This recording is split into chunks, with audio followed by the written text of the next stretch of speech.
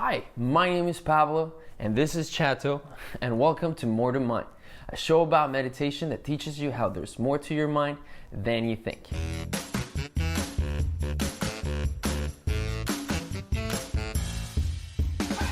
Today, you're going to learn how it is possible to develop happiness by training your mind. After that, we're going to have a 10-minute guided meditation where we're going to be able to practice some of the concepts learned today. And if you want to skip directly to that guided session, you can look in the description to where it starts and just click on it, and you'll skip the introduction and the explanation. Last week I spoke about neuroplasticity and what it was and how it means that your brain can change depending on what are the different neural pathways that you train. Today I want to build on top of that concept by introducing a story or a legend. And this is a legend that you might have heard already. It's about a Grand Cherokee warrior who's talking to his grandson. And he explains to him that within us, we all have two wolves that are constantly fighting. One of those wolves is the wolf of anger, envy, jealousy, lies, and ego.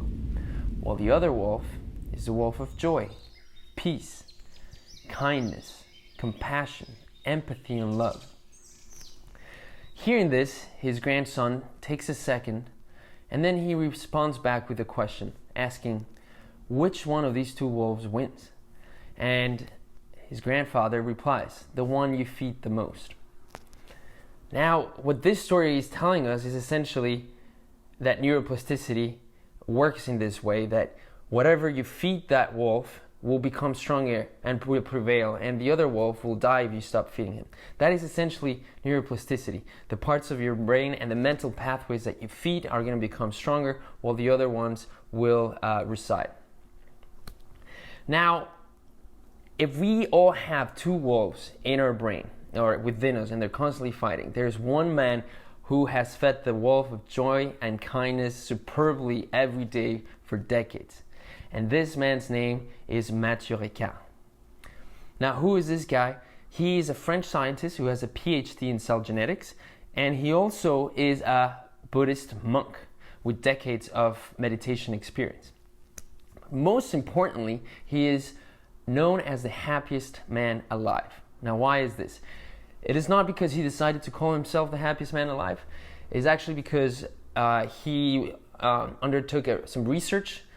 He was plugged into a brain scan while he was meditating, and this brain scan revealed in the University of Wisconsin that his propensity for positivity and for happiness was abnormal to anything ever seen before, and his propensity to negativity was also as low as anything that has ever seen. So Matthieu Ricard achieved this through meditation, and he talks about meditation as training his mind and the ability to exercise the mind. In this analogy that we're carrying today is just essentially feeding the right wolf of joy and kindness. But so what? So what that Matthieu was able to name himself, was named the happiest man alive? What does this mean? This means that Matthieu Ricard is a living scientific proof that we are able to rewire our brain to increase our levels of happiness. Retrain our brain to feel more kindness, empathy, and joy.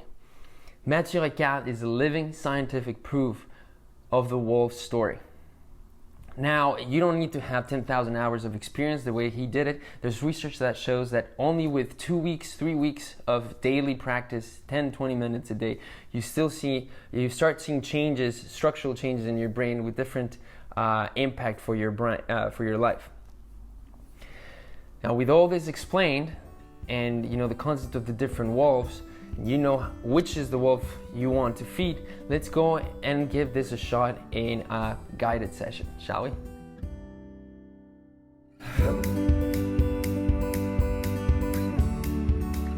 Okay, so in today's session, if we keep the analogy going of feeding the wolf of love, kindness, and compassion, I want to introduce you to loving kindness meditation, or a variation of it.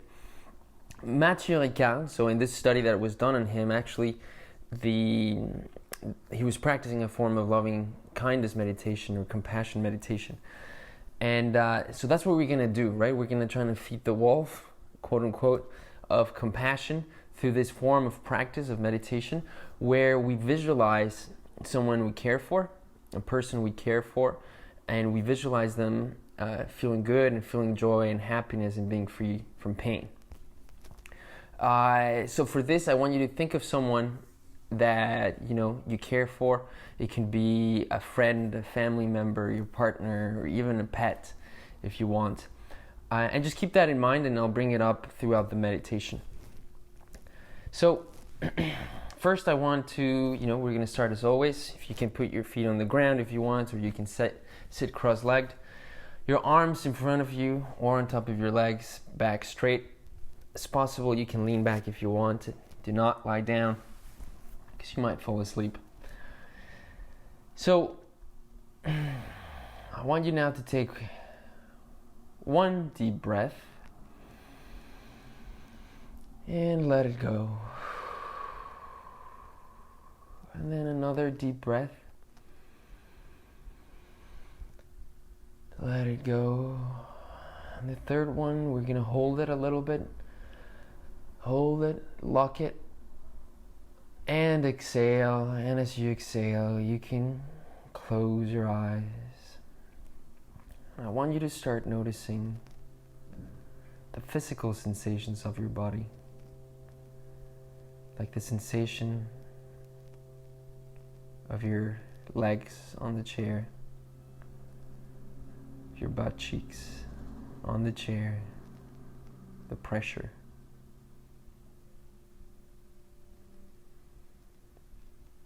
Physical sensation in your arms,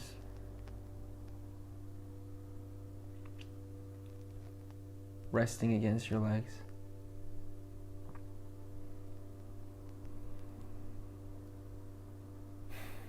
The physical sensation of both of your hands holding each other or resting against the legs as well. The contact points between your arms and legs.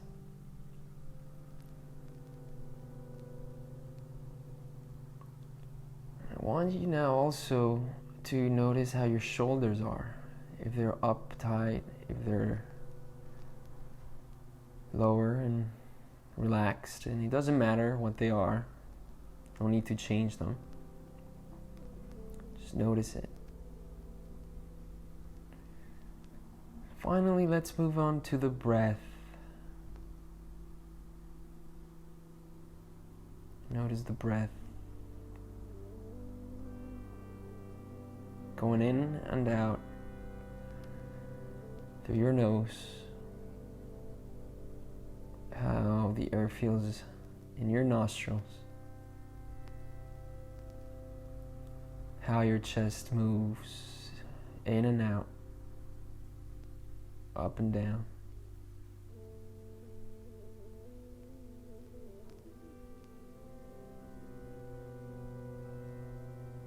Notice the rhythm of the breath. Is it deep or is it shallow? It does not matter. Just notice.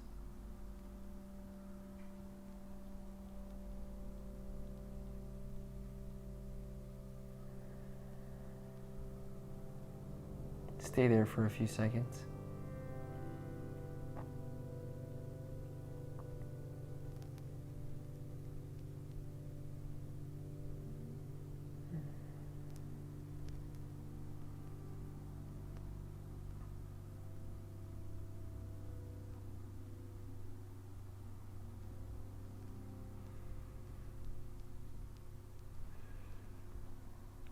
Now I want you to bring to mind someone you care for, someone that is important to you in your life. Try to visualize this person in your mind, sitting right in front of you. It can be sitting, it can be standing up, but this person is right in front of you. He or she doesn't have a frown or a smile. He's just there, standing. Try to visualize everything, like the clothes he's wearing or she's wearing, and the color of their hair, even the hairstyle, and how this person is sitting or standing.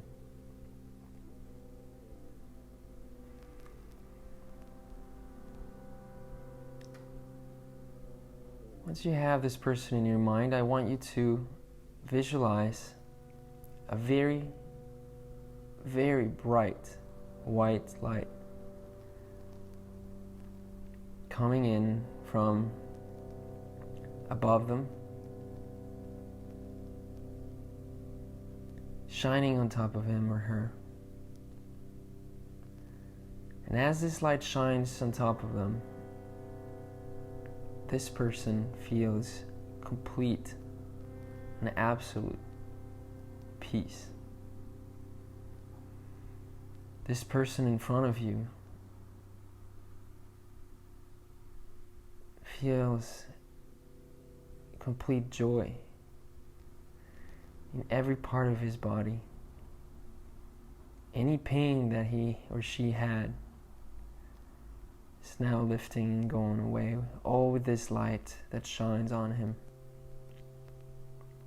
You can even see his smile coming to his face. You can see his facial expression resting, his eyes. You can see that it's a genuine smile of happiness.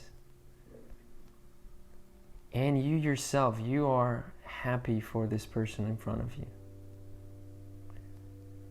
You almost feel like just by seeing them, you can feel the joy they are feeling. That makes you, maybe, feel a little bit of what they're feeling as this light continues to shine on top of them. And now you know that this light, although it's shining from above, it shines because you are helping it shine. So this is love and kindness and compassion that you are giving one way or another to this person. Because you know that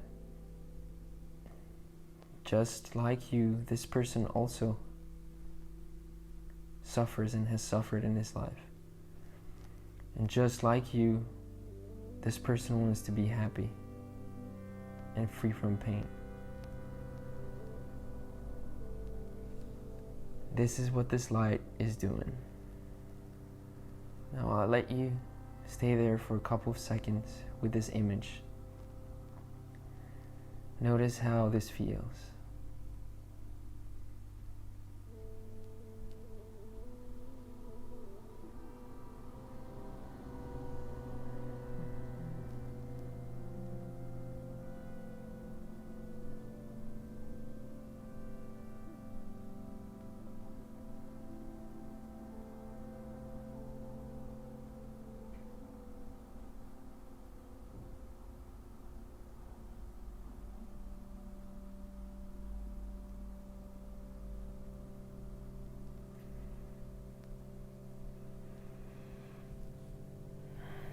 Now I want you to gently bring your attention back to your breath, back to your body, back to you.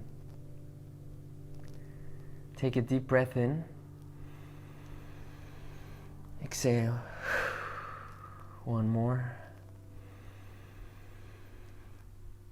Exhale. And third and last. And when you exhale, you can open your eyes. And welcome back.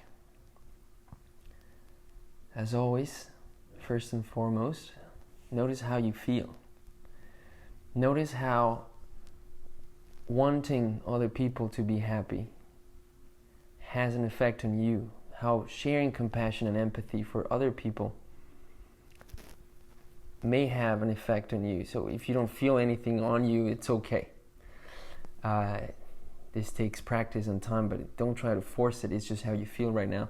There's nothing wrong with it. If you feel something, if you feel different, if you feel calmer and happier, then that's good as well.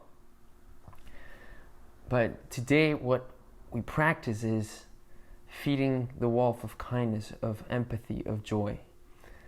Food. And if we feed him food every day, that wolf will get stronger. That mental pathway, that neural connections will become stronger, and they will eventually overpower the other wolf. And this will help us live a kinder, more joyful life. So congratulate yourself on having done this today. And if you like this video, please subscribe, like, and share with anyone who you think would benefit. Thanks, and until next time.